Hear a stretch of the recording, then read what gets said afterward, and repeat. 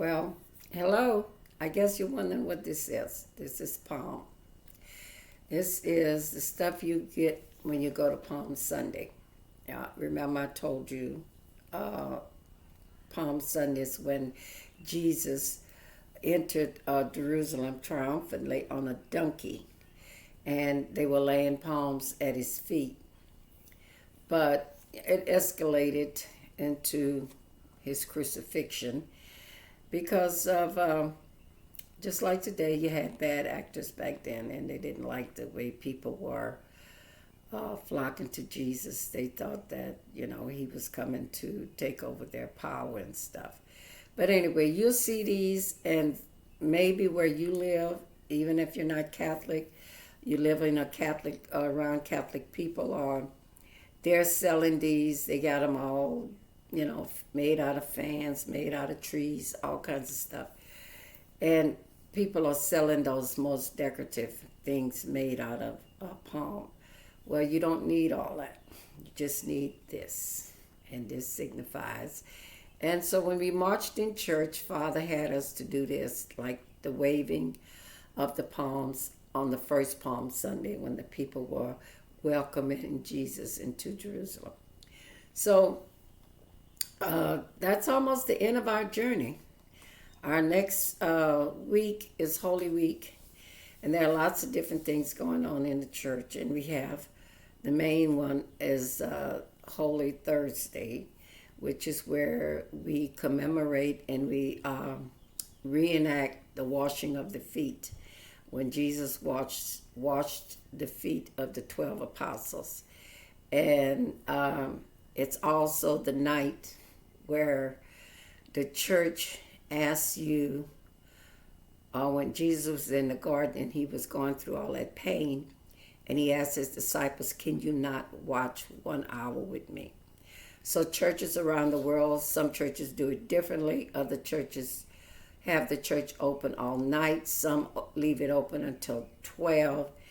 And you go and Jesus asks you to watch 1 hour with him. So you sit in church and you pray for 1 hour and you give him that hour that he had asked his disciples for, or apostles. Anyway, so then Good Friday, we commemorate the crucifixion. And our church here, they're doing a live reenactment. I don't go to those, but I do go to, they have several different services you can go to. You can go to the Stations of the Cross, where there are 14 stations of Jesus' life on his way to Calvary that you stop and pray. And and then on that's Friday, and then you have the 7 words, the last 7 words of Jesus. That's another service, and then there are the soldiers, the 6 soldiers or 9 soldiers, a service, commemoration thing. So there are plenty of things that you can do in the Catholic Church. I don't know about other churches if they're commemorating anything, but whatever your church is doing, I would suggest you go so you can finish your Lenten journey. Lenten journey ends on Holy Saturday, or Good Friday, really, because nothing goes on in the church on Saturday until Saturday evening, and then it commemorates the end of the journey, because on early Sunday morning, Jesus will be arisen, and he will rise and take care of us, and then we do it all over again. But it's just a commemoration. Also on Good Thursday in the Catholic Church is when we have the first Mass.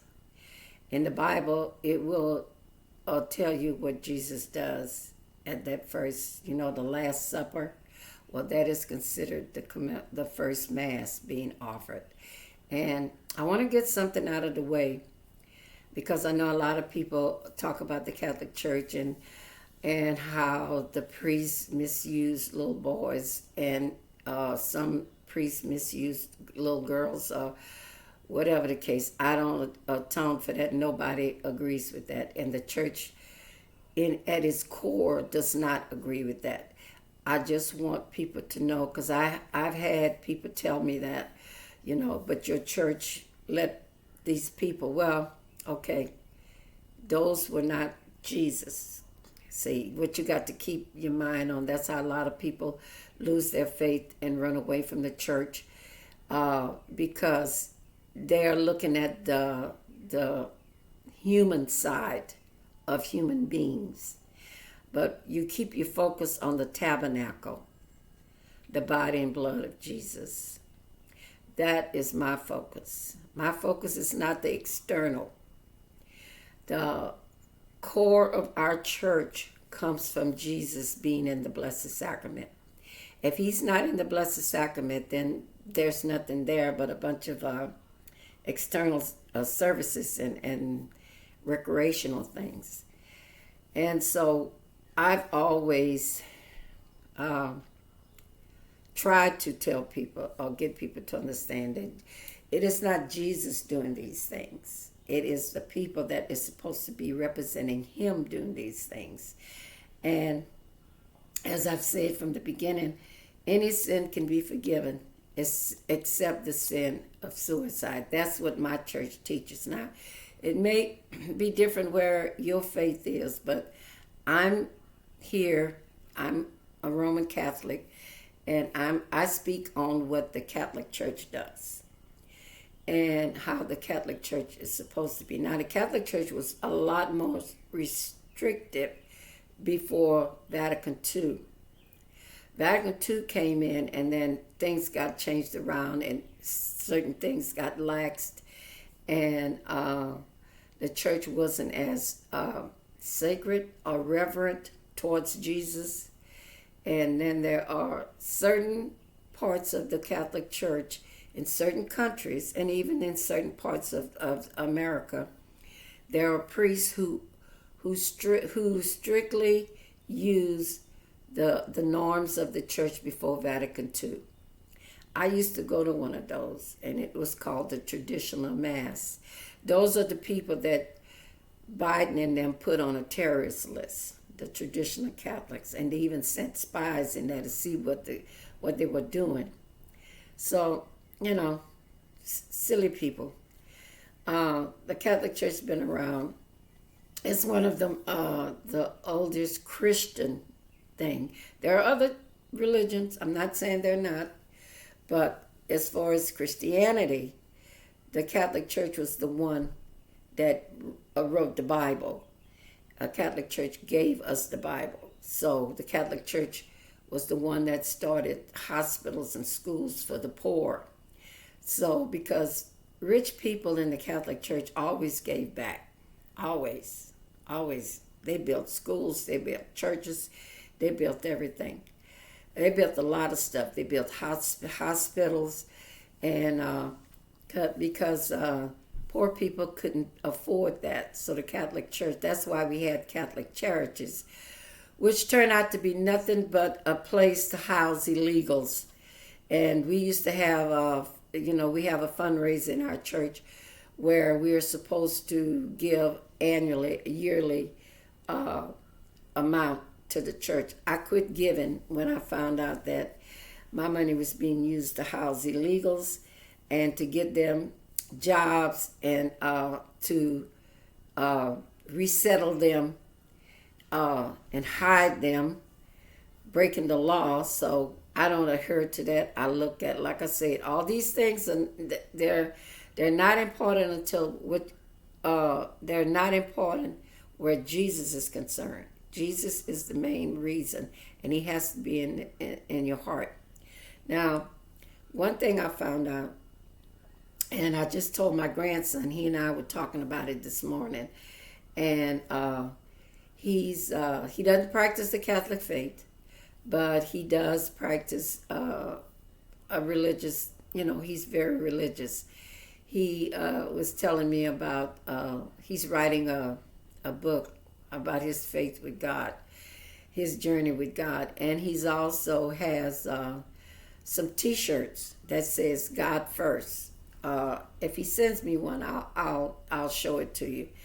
But he's always been, and he's only 25. Actually, he's 24. He will be 25 in June. And he's always been one to travel towards God. God was calling him, and so that's where he's at this time. Of course, he and I talk a lot.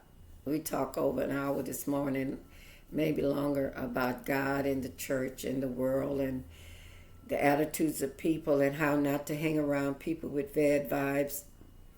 Excuse me, because that takes away from you. I'm the type of person that like to be around happy people. And I know sometimes there are things that could make you sad and you have problems in your life. But the idea is to come away with, because you're feeling bad, you shouldn't make the people around you feel bad. Maybe you could get them to help uplift you. And my goal in life is to try to help people to know God better and to be happy in their lives, because I love being happy. And I don't like people around me. If somebody is around me with a bad attitude or saying something bad about another person, I quickly change the subject, because that's not what I'm about. I'm about love and happiness. I think there was a song about that, love and happiness. But anyway, I like to talk about God. And of course, there are a lot of stuff that's been going on in our country. Boom, boom, boom. Tariffs.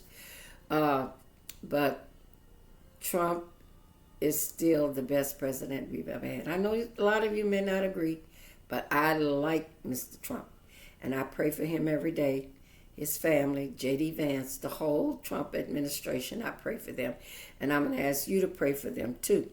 Now, I did promise you a prophecy about Trump, but I don't have time to tell you today, because I don't want this video to go on too long, because I want you to see it. And please subscribe, like my videos, and if anybody might encourage them to listen.